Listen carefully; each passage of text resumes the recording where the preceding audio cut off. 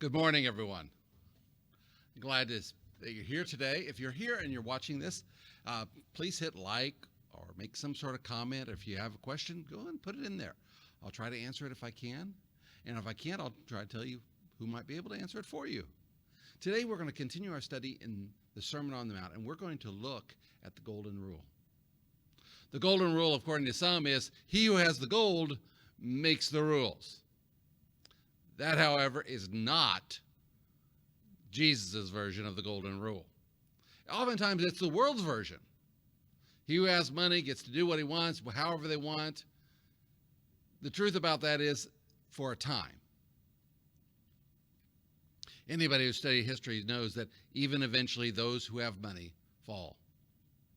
They lose, either because they're overthrown or something happens to them. But having the gold does not mean you always get to make the rules.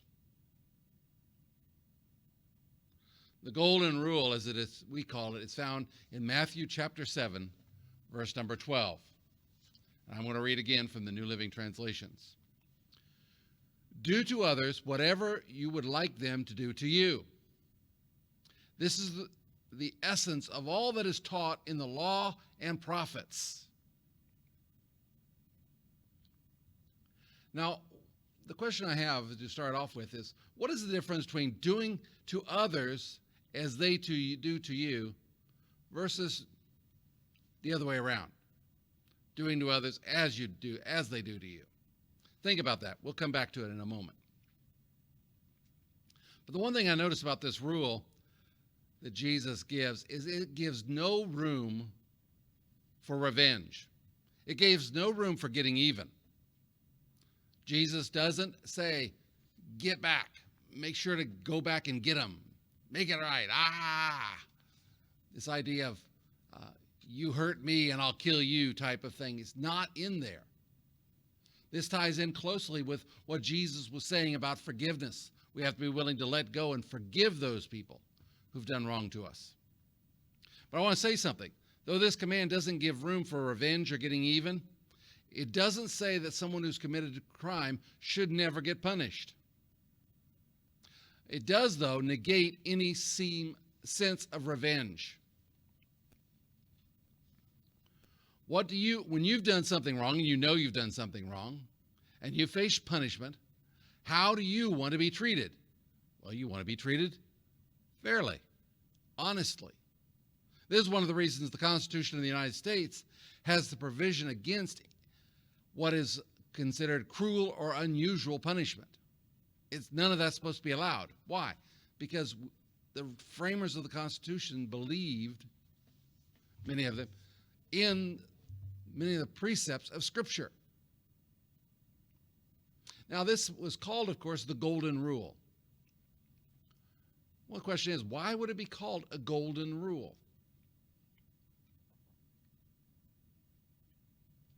I'm giving you a moment to think about that. Why is it called the Golden Rule? Jesus doesn't call it a Golden Rule. He doesn't say anything about that. He just says that this is equivalent to the law and prophets, that one command. I say it, and many people believe the reason it's called the Golden Rule is because when you think of valuable metals, especially in ancient times, gold was, well, the gold standard. If you had the gold, that you knew you were okay. Now there were other precious metals out there. There's silver, there's like titanium, which is even harder to get than gold. But gold is considered around the world one of the most precious metals. Most cultures look at gold as being so valuable. So when you think about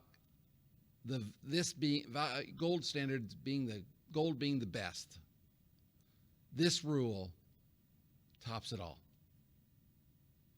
Why is it? Because Jesus is right. It sums up the entire law. Now think of it. Think about some of the laws of the Old Testament, especially when we're talking about relationships with other people. Because much of the Old Testament dealt not with how we relate to God, though that's in there, but a lot of it, especially in the law, tells how we relate to one another. I don't think there's not a single law that cannot be summed up with treat others as you want to be treated. Treat others like you want to be really treated. And truth, isn't that what we want? We want others to treat us. Or we want others to treat us like we want ourselves to be treated. But Jesus says, not what they're doing, but what are you doing? I need to treat others how I want to be treated. I want to be treated fairly. I want to be treated right and correctly. If I've done something wrong, okay. But I don't want to have done something $1 worth of wrong and be punished $50 for it. That's one of the things that Jesus is like, no, it's not about getting even. It's not about making them pay. One of the things I really despise about so many of the commercials that are on nowadays about suing people and suing drug companies and religious organizations and other organizations it's all about they deserve to pay. They knew what they were doing. And maybe some of them did. But many of them, they were doing things the best they could. Not all of them. There wouldn't be a fight if everything was done perfectly. But this idea of you deserve to get them, that idea is contrary to Scripture. Scripture doesn't say that they get off, that the criminal gets away from doing anything. Because be honest, if you want what's really right for you, you don't want to keep doing wrong. You want, if you're honest with yourself, you do want corrected. You want to be let known what you're doing is good or bad. Even people who do bad things want at least their group around them saying they did it good. They want to know they did the job right, even if it's a bad job.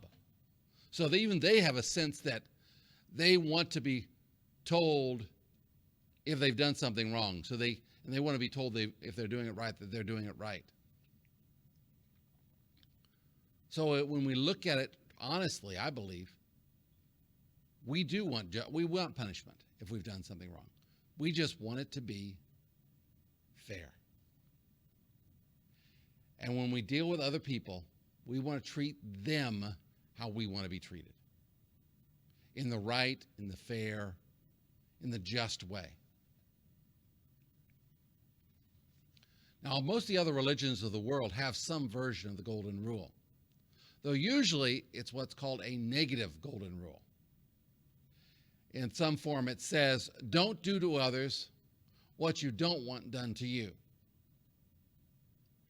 Now, how is this version so much different? Don't do to other people what you don't want done to you.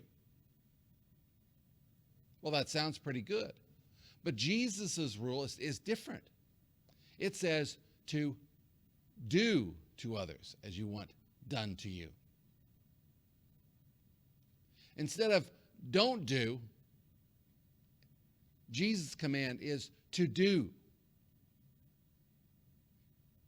And in one command, it's like, don't treat your neighbor badly if you don't want to be treated badly. That's fine. Jesus' command says, do to them what you want done to you, which means this is a more active command. If you know you have a problem and you need help, you'd like somebody to help you. That means when you see your neighbor having trouble or issues, that means you help your neighbor because that's what you want done to you. The golden rule versus the negative golden rule says you have to be an active participant in the lives of other people. In the same way, you would want them to be active in your life. Now we can look at this and wonder how far to go and how far is too much. Because sometimes there's times where you have to tell people, no, I can't help you, or no, I won't help you. Because you know that that's not the best thing for them. Just as you know in your life that being offered, let's say I'll use a thing in my life, that somebody trying to get me to drink a beer would be a bad thing.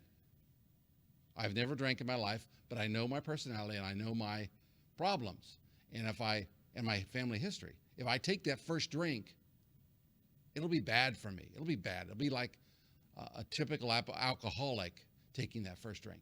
It would cause them to go off the deep end. So I know that the best for me, what I want, how somebody treat me, is not to try to get me to drink alcohol. So that means, how do I want to treat other people? I don't want to treat other people in ways that might harm them. That means, though somebody else may think, you ought to do good to me, you can look at it and say, no, I don't think so, because what you want may not be good for you.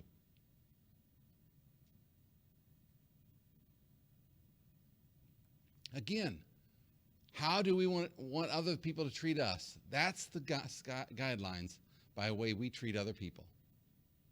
Whether it's saying yes or no to requests, we treat them like we want to be treated. Now sometimes, especially if you've got people with tough skins and they don't mind somebody come up and say, that's the stupidest thing I ever heard. You're like, oh, if they told you that, because that's not the way you like to receive things. But that's the way they do it. So they may be trying to obey the law of the Lord and obey the golden rule, and it doesn't feel very good to you. But again, this golden rule isn't about judging what other people are doing. The Sermon on the Mount says, what are you doing?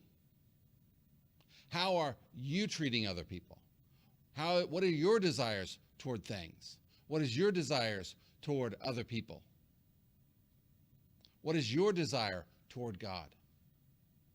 What's going on inside of you? So as we look at the golden rule, it's not a rule to measure others. It's a rule to measure ourselves and what we are doing. Something to think about. God bless you. Catch you next week.